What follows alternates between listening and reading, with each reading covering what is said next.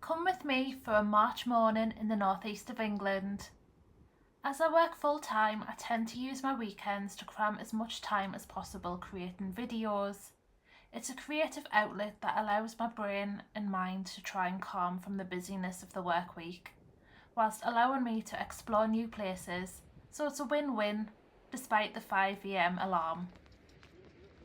Today I had it in my head that I wanted to create around the North Tyneside coast. It's one of my favourite areas, full of some really interesting history. I parked up at Percy Park Avenue in Tynemouth at around 6:30 am and zipped around to video all of my historic spots that I had on my radar, whilst enjoying the sunrise and the picturesque surroundings. You can probably spot a lot of history in this video, particularly the Tynemouth area which I've featured previously in a video. It's such a fabulous place, from the Art Deco Tynemouth Lido, the World War watchtower, to a fish and chip shop that had a famous customer. I'm keeping the history under wraps for now, so I hope you enjoy this relaxed vlog style video, full of the sights and sounds of the northeast coast, and I'll be checking in with you throughout my morning.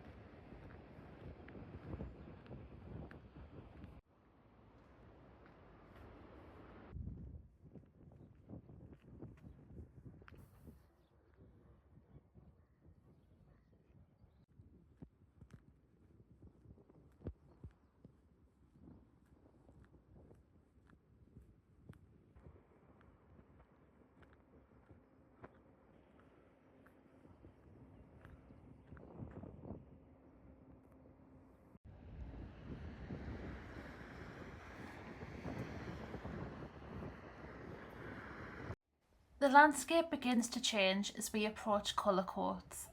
The grand hotels and tourist attractions are replaced by whitewashed fishermen houses and a lovely bay flanked by famous caves.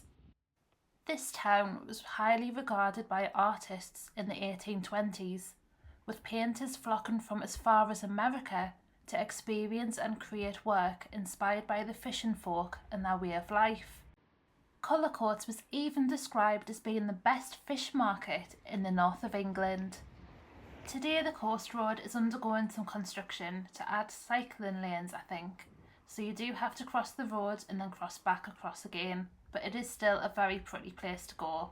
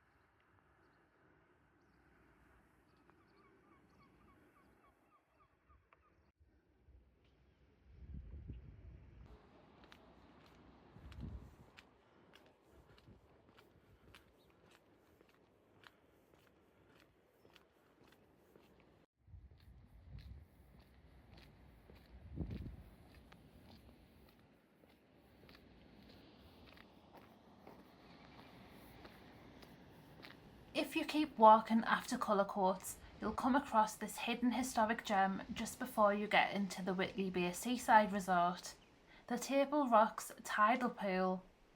The video of this has already been uploaded, so I'll link it in the description below. But basically, these rocks had a natural formation that lended itself to be a tidal pool. It was extended in the Edwardian times, with swimming competitions and general bathing occurring here. You couldn't catch me in those murky waters, no siree.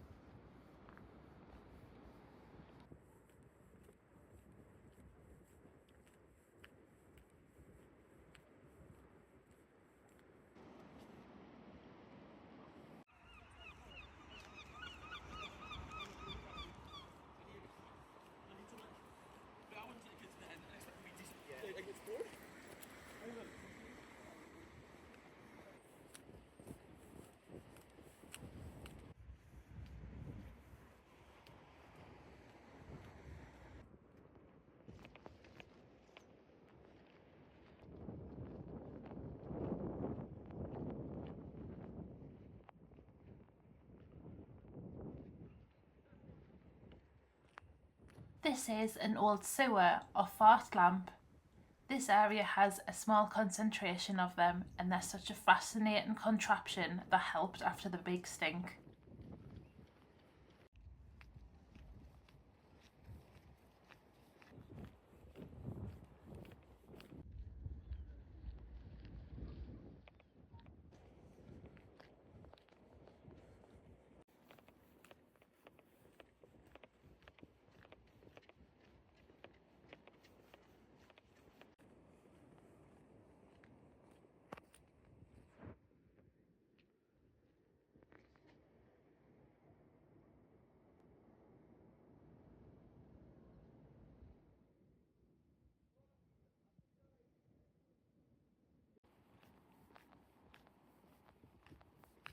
I always like the look of this old cafe.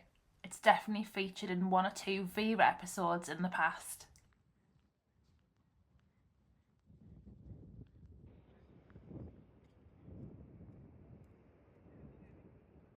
Whenever I've done adventures along this coastline, I've never managed to go to St Mary's Lighthouse. Either I've been too out of puff or my luck with the tide wasn't great. A check on Google Maps said that it was only 30 minutes away from Whitley Bay Beach and the tide conditions looked okay, so I thought I might as well as I'd got this far. The path takes you across the grass in the promenade, However, I did see two quite decent sized car parks. This house made me laugh looking at the sea views.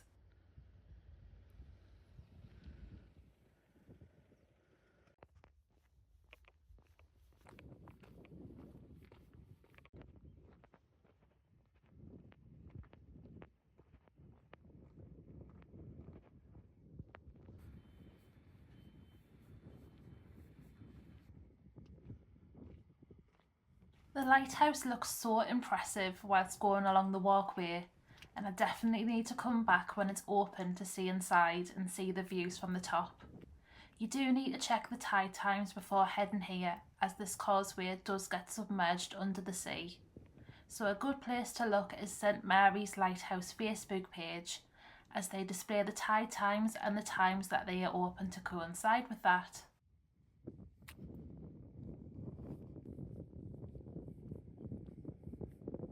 Please absolutely excuse my face, but oh my god, I've just seen seals for the first time and I need to show you. Seals!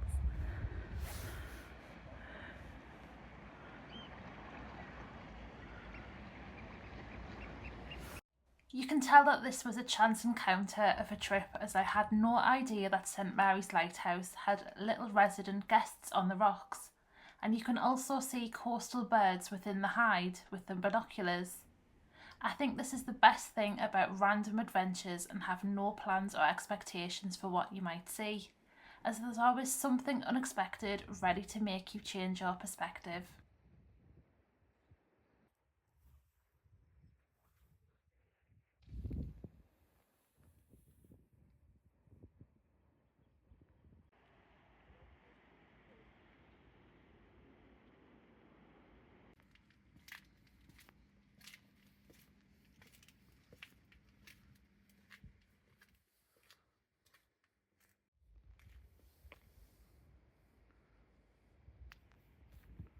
Now, the walk there always seems easier than the journey back, don't you think?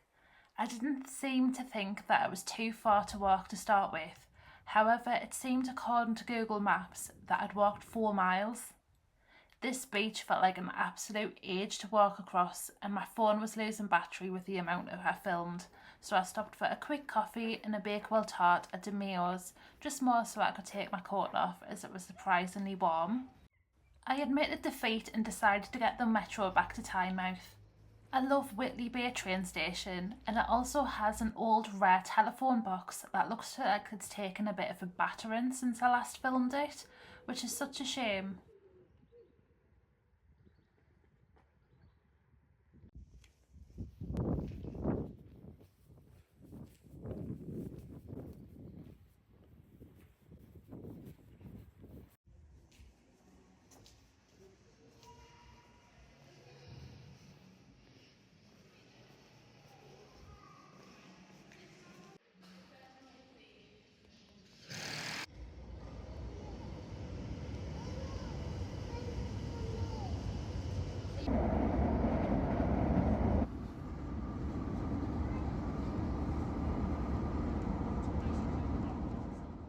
The market was on at Tynemouth station, as it's a weekend, and I love that the first stall I saw was selling old Sunderland history books.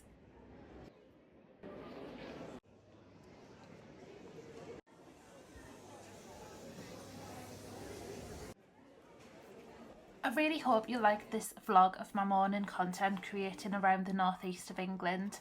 Please let me know where I should visit next, and I'll see you soon.